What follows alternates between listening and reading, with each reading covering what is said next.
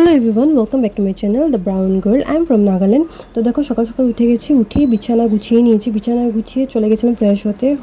Fresh হয়ে যাওয়ার পরে বের হয়ে দেখি অনেক ফুল ছিল গাছে। তো বাবা তো আগেই ফুল উঠিয়ে নিয়েছে, তো আমি আর পারিনি। তারপর স্নান করে এসে একটু সিংহাসনগুলো একটু সাজিয়ে নিয়েছি। সাজিয়ে তারপর যেভাবে নিত্য পূজা করি ওইভাবে নিত্য পূজা করে নিই। আমি আমার গোপুসোনাদের জামা কাপড় যেগুলো পরবে ওরা রাধাষ্টমীতে, তো আমি ওগুলো রেডি করে রেখে দিয়েছিলাম আগেই। তারপর অভিষেক করানোর জন্য ওদেরকে একটা পাত্রে বসিয়েছি, অভিষেক করাবো। আর অভিষেক করানোর আগে একটু ধূপ ধুনো দিয়ে সুন্দরভাবে আরতি করে তারপর আমি অভিষেক করাচ্ছি। করানো হয়ে যাওয়ার পর আমি ওদেরকে সুন্দরভাবে শৃঙ্গার করে দিব। আর এবছর আমি আমার এক গোপুসোনাকে রাধারানীর রূপে শৃঙ্গার করে দিয়েছি। আর তোমরা কিভাবে রাধা অষ্টমীটা পালন করেছো অবশ্যই জানিও। কে কী সারাদিন কী করেছে রাধা অষ্টমীতে অবশ্যই জানিও। আর জানো তো, আমাদের বাড়িতে না প্যাট ডগ আছে, নভা।